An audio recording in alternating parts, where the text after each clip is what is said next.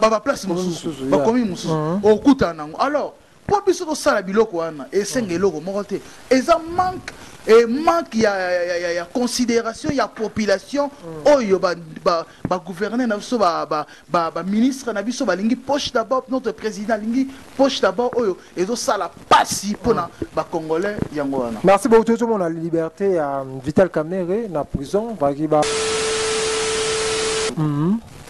Malukulelo ezaloka ndenge ezalo mo changer te entrée ya président Fachi na pouvoir ndenge Congo zaki na ndenge ya Congo ya lelo ya 2022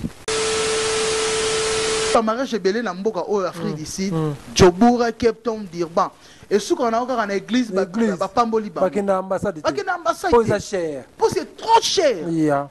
Au moins ambassade peuple congolais peuple na yo ambassade za papa na biso a na carte d'Afrique d'ici. Papa na biso poko yende aza représentant na biso ceux qui congolais azui mabe fo papa na biso poko yende aya a défendre biso.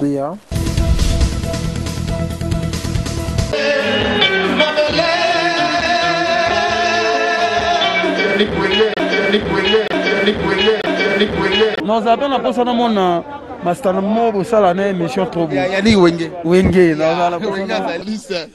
Yannick Wenga le kio mais il faut la lobara. Yannick Wenge yonde makam.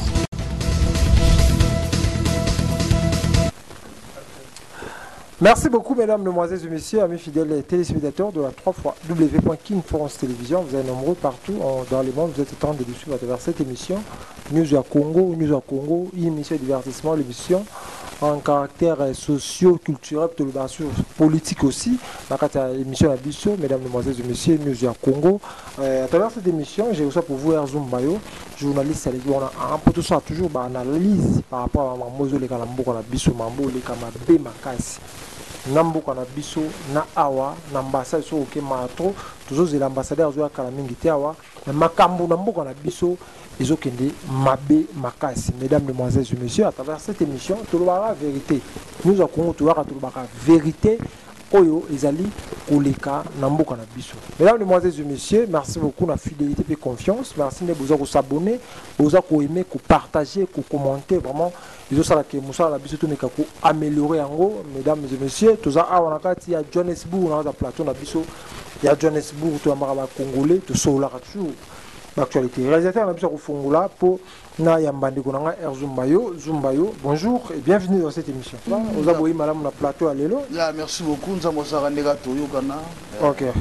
Boni Maman Mboka ça va? Ya Maman Mboka ça ne va pas. Ça va pas jusqu'aujourd'hui. Ça ne va pas parce que notre président de la République, M. Félix Antoine Tshisekedi Tshilombo, a promis qu'il y a malonga et malamu ebele. Les Congolais, ils ont confiance. Que Congo est le rôle à l'Italie. En 2022, Congo est le rôle à l'Italie. Jusqu'à aujourd'hui, tout le monde Italie atteint la commune Moroté. Pas si toujours. Pas si souffrance. Zolanda. Lelo Italie atteint la commune Moroto Moni à moitié. Lelo Congo souffrance ezaka makasi. Mbongo ya ba Thompson mora le rôle à Congo. Tobete la tolo na ba Thompson. Ya Namibie. Thompson so uta na Namibie. Mboka Namibie mukewa na Namibie. Mon cher, ba msusu ba konzi musu bazala ba kena Namibie. Tenga na leka Namibie na koma Namibie. OK. Namibie est un pays moko mukie, est un pays moko na Afrique. Disons après na stabilité. Après Afrique du Sud, ils ont Namibie. OK. Pays moro propre, pays moro stable. C'est un pays moro ils ont le rôle la Katanga kaka. Mais le rôle la Katanga neza. C'est que zoyango pays bongo le rôle la Katanga. Puis tout espoir que tu vas Thompson wana. Soni non na politicien na. Soni na ministre ya économie, Soni na ministre ya pêche, élevage, Soni na premier ministre. Ozolanda, Soni na président de la République, Félix Antoine Tshisekedi Tshilombo. Oyo azotia la biso eliki ya ba bateau de pêche, tokende ko pêcher Thompson na Namibie. Alors na mboka la biso, eza pays oyo toza ba bibale ebele. Alara pêche à Maluku jusqu'aujourd'hui. Un président azo la population azo kosa bango. Alors papa kosa bana. Papa zo kosa bana, papa batimelike, bana batimelike, papa abusane lokuta. Ozolanda. Nani beaucoup mais sana ya Maluku. Tala nenga suba.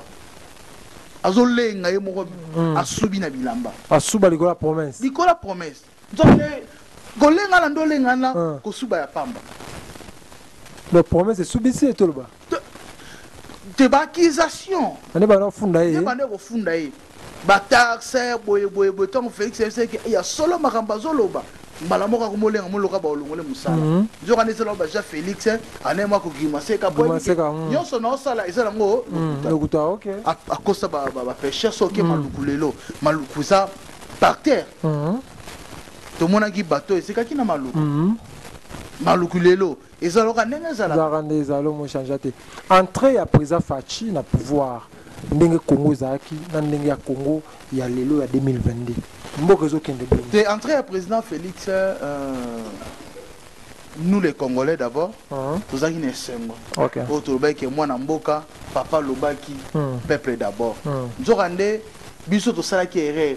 Nzorande papa alobaka le peuple d'abord, parce que Félix accompagnera en côté. Famille d'abord, voyage d'abord. Famille d'abord, les poches d'abord, voyage d'abord, promesse d'abord. Succès d'abord. Promesse d'abord. Promesse d'abord. Vous avez un biloko là, clé au Félix Azanango. Félix, lelo, à ça qui leur mourra bien au Toto Mona à Transacadémie. Transacadémie, ti lelo. Ah, tu as bilongné. Ah, tu as photo na. Si lelo ba étudiant mamona ngo ba biswana te ba bisane tambola ezala wapi mboko lokola Congo ezanga parking à la Congo parking ezala na Congo te mboko lokola Congo c'est au mona c'est une carte en Afrique d'ici chaque quartier ba na parking na bango chaque lokola ba commune ba na parking na bango ezala lokola ba sombi espace moro lokola espace moro sombi ezapé 50 sur 50. Symboli en bas parking. Tout le monde a premier niveau, deuxième niveau, troisième, quatrième niveau. Cinquième. Niveau parking on a cinquième niveau. Au moins que sur le transport en Djili, même si qu'il y a na troisième niveau.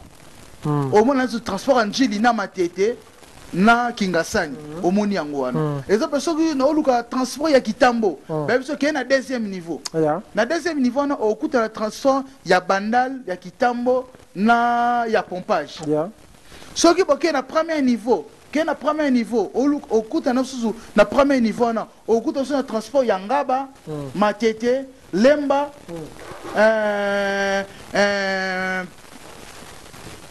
place mususu, ba komi mususu, au coût nango. Alors, pour biso to sala biloko wana et sengeloko mokote, eza manque ya considération ya population oyo ba gouverner na biso ba ministre na biso balingi poche d'abord notre président lingi poche d'abord oyo ezo sala pasi pona ba congolais yango wana. Merci beaucoup tout le monde. La liberté à Vital Kamerhe na prison ba ki ba asamba suka mais tout le monde qui azara sous donc ba libérer mais ya zarane sous terre na poto ba quitter na bureau retour na habiter Gigi Yang Kufa tika biso autopsie Kufa na poison pour la Vital Kamerhe état de droit dans le Congo lelo après 2 ans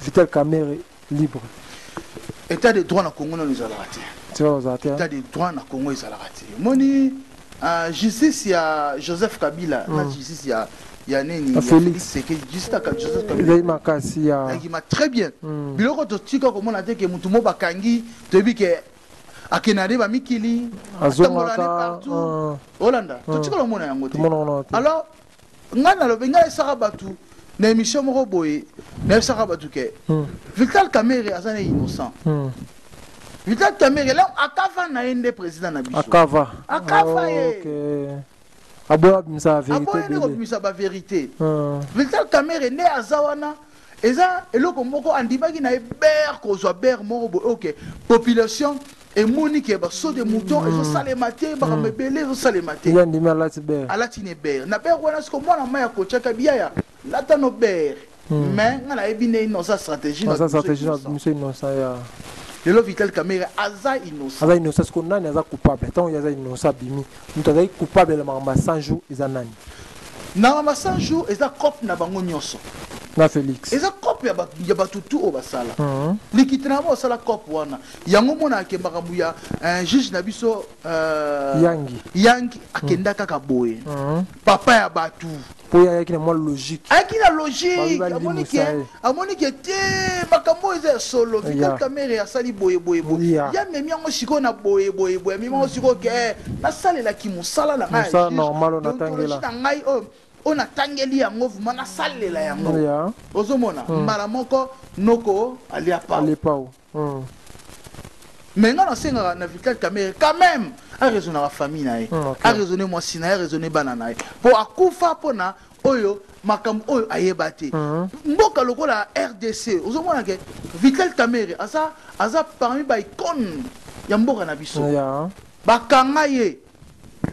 Moi tomba bébé ke ba libérer Vital Kamerhe makam nyonso par terre ba yebaki yango ka sala poto. Papa, na Papa na biso ke eloko wana Vital Kamerhe soki akiti na Congo osala plein moko ya jeté. Ya solo. Eza ba stratégie ya wenge. Yango comment la politique yango comment la politique papa na beti déplacement. Déplacement na beti après tant na kozonga. Tant na kozonga boye aéroport tombé, boulevard Lumumba tombé. Tina siège social na biso ya INC basali stratégie bongo ozomona Vital Kamerhe yaki na mboka oyo tomona Vital Kamerhe carton les seuls politiciens na régime ya monsieur nani Félix Tshisekedi oyo asala plein na mboka oyo c'est Vital Kamerhe azate politicien moko te asala plein yebo Félix ayaka sa ko plein de papa Félix banda accident na mboko ayaka na ndenge ya coulisse ana ndenge coulisse ya kasala batana ye ba basali ba po aza monsieur le voyageur ya solo yema kota mobembo yema alimake poche ya l'état qui est l'état tika la vie y a voyager délégation bon peuple les ont souffrir délégation bazo kende ba kei population ils ont souffert. C'est-à-dire lelo c'est bon, c'est une map bah pas en Afrique ici la map papier et mati par rapport à l'Ukraine. Mais la Congo ne l'équipe fort. Et à Congo c'est quoi l'équipe? Lipa comme monsieur 1500 francs. Lipa 1500. Peuple nengeni Thompson mawa trop fou ça la raté nzeli. Pas si côté na Congo lokola na Congo na moni service national bazo kabola ba policier biloko faut ma policier nenga zo welela. Policier zo bunda na moninga ne policier likolo ya sac ya fufu ya 10 kg ana na mboka o tomona ngata na Zimbabwe ata na Mozambique to Afrique d'ici te tomona kaya ba policier ndenge za propre un policier ndenge zo lia bien na Zimbabwe awa mais mboka na biso policier bazo bunda likolo ya sac ya fufu ya 10 kg. Oh, ça que faut 10 kilos là, en Afrique d'ici, ton Zambika awa, ils ont pas même à 10 $, ils ont pas 5 $. À 5 $. Au Solande. Mais dans Mboka na biso so mona ke, ba policier ba bunda likola ça ka fufu. Ils ont soni pour Mboka na biso Congo. OK, tozong na Afrique du Sud awa pour na soki mutanga ki ubala, akina ambassade à peu près 5000 rennes. 5000 rennes na dollars à peu près ça ba 400 $. 400 déjà, 400 Ndambu. Donc, est-ce que ça la marabongo, biso congolais, passeport et bimarate, passeport sur tout. Pessimong ba Léonémong. Donc, Pessimong ba Lémong. Au Kuringo Bala, au Boké, au Salamage civil, 5000 200 en bala, bonaki, ba charging, ba charging 5000 rennes. Yota que ça journaliste, c'est tout ça, pas journaliste. Analyse into ça, parce que Mboka c'est bébé. Mais il a dit bien sur le banda. Merci beaucoup Yannick Wenge. Mama il y a 5000 renana là sous toyoki yango trop batu baloba si ekweleli biso moko ba journaliste moko na biso alingi abala basenge 5000 rennes ake na ambassade 5000 rennes wana ezokene déjà na ba 400 $. 400 $ ya soto kei na Congo na biso na RDC soki mutalinga bana na commune beaucoup mestre sengaka ye kiti moko $50 $50 na muscador ya to ba soki to sali yango ekozaka lokola $80 $80 ya na Congo ya mais alors en Afrique du Sud mutolinga bala basenge 5 000 lokola $400 5 000 na kiti na champagne bleu na 5 000 et kika lokola na $500 $500 wana au président Félix Alobeke na Congo liba le komi na $500 ya Hollande ah il faut te payer il faut payer siko na ambassade pour bala na ambassade wana siko ba congolais yango bakoma na bango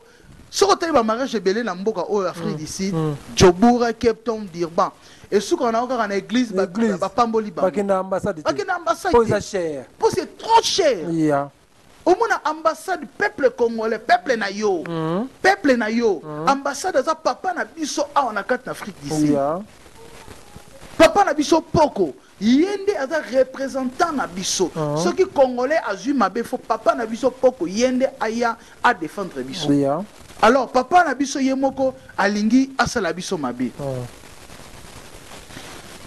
pona mutu abala 5 000 rand ozi champagne ba osenga ozi bakiti ba osenga tikiti omona ke quel motema mabe eza na ambassade na bité lo 500 rand na bité soki ambassadeur ayebi eloko oyo ya sika sikoyo bon to vana non pona ba po oyo sikoyo aza no innocent po soki Google ye ata na soko miko Google ye kombo ya ambassadeur ezaka poko ya sika kombo nene ebimite ozolanda alors eza na luka base ya poko ne mutu ezo travailler alors papa poko to senga na ye biso toza bana na nous sommes des Congolais tozolinga tozobala nous sommes des jeunes tolingi to honorer basi na biso bana biso lelo bayebake papa na ngai honora mama na ngai bana pe bozo makasi ke ngafuna honorer momi na bala ndi papa biso bala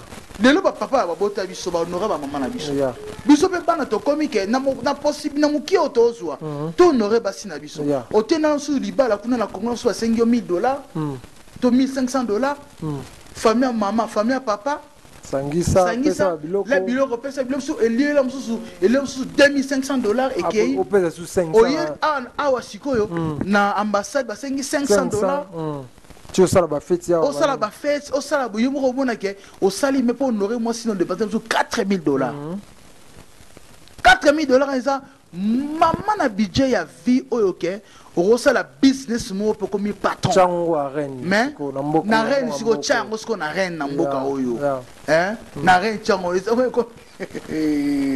ambassadeur na biso oyo azoya papa oyoki problème ba congolais baza nango na si place ozali po ba bisinga za na Belgique aroya le 22 le 22 alors c'est bien que que résultat na biso akata te logo yo po ebimaka déjà ayokaka yango déjà ambassadeur na biso ozoya peuple congolais au Afrique d'ici bazo souffrir makasi souffrance eza makasi soki mutalinga bala ba osenga 5,000 rand na dikiti 5 na champagne 5,000 rand wana eza déjà na valeur ya ba $400 ce do tchedi kiti wana esa lokola ba $500 makamba ba congolais ambassade équipa makamba ba congolais ambassade équipa yango te to kosenga l'ambassade ambassadeur na biso azu ya le 30 juin to na besoin to mono na Yoville po ezali lokola capitale ya ba congolais place bazaka to kosenga na yo to za besoin ba passeport ibanobima jusqu'à aujourd'hui ning to netinga na démarche à work permit pour notre work permit mais non cha ngwa passeport na ngeze expiré ba passeport de mara diplomatie ba pesa ba mutu lo ka Jean Vandam bozo pesa passeport diplomate wera bo pesi ete wana photo vandela ngo pe photo sela ngo mission wana photo sela ngo mission Hollanda to sela ngo mission merci beaucoup Momo vers la fin de cette émission pesa message bandeko ba Hollanda biso partout bazwa libaku atala biso na King Force o ba sabonaka ba sepila kana mbayo ba sepila kana Yannick Wenge message o ko pesa lelo putuka bwana yo ba tala biso musika ba olela mboka ezokende mboka ezokende pe bezo souffrir président ba voyage ba budget ko décaisser mbongo ebele pour ba voyage à président pour ezokende ba délégation na mot de la fin poto kabana moko lelo papa ya poto kabana moko lelo izaka passe na monsieur Félix lelo tomoni budget ya mboka na biso mawa trop trou ezaka mpona bavoyage tomoni ke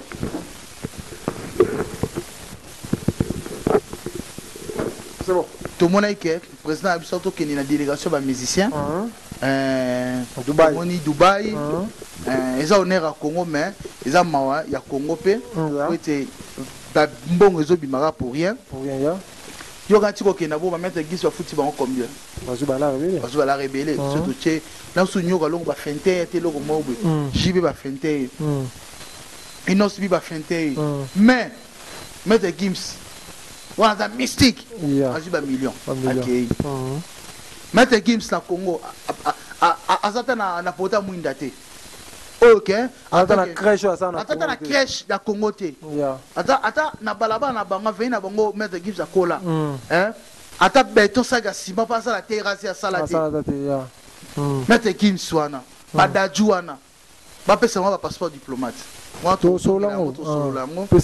beaucoup na bandeko nyonso merci beaucoup na bao balinga Erzumba yo merci beaucoup na mon ami Peggy Sasa nous avons toujours pebeni ya gouvernement na gouverneur na biso Gentininga na gouverneur pe ça mamba buka zanduti lelo sans suite mambo yo simbate ba mère ba souffrir ba photo vendre la oli susu mais na pesika mbote na Peggy Sasa so ya boye pour na délégation wa Ranson merci beaucoup na n'avance ba staff na le seigneur de la vie Mohamed Moleka merci beaucoup na Machariti Moleka Faïda Manya Kapinga merci beaucoup na Jokase cérémonie merci beaucoup na King Kabo président Mbanza président King Kabo Seya na pesi mbote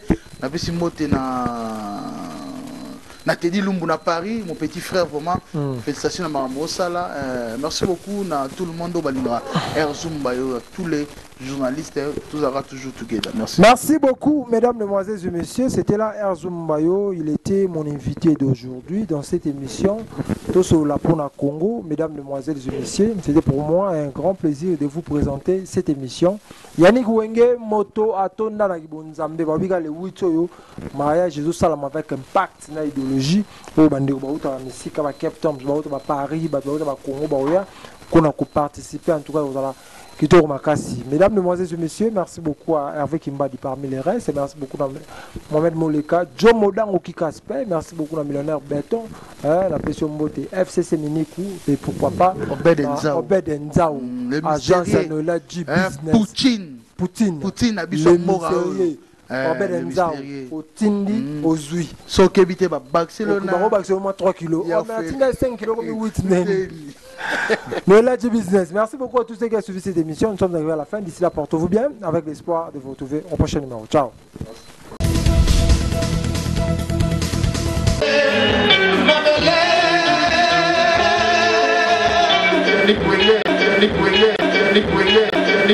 Nous avons la poste à mon Master Mobo Salana émission trop bien. Yannick Wenge. Wenge. Yannick Wenge, le qui il faut la Yannick Wenge, Yonde Makambo.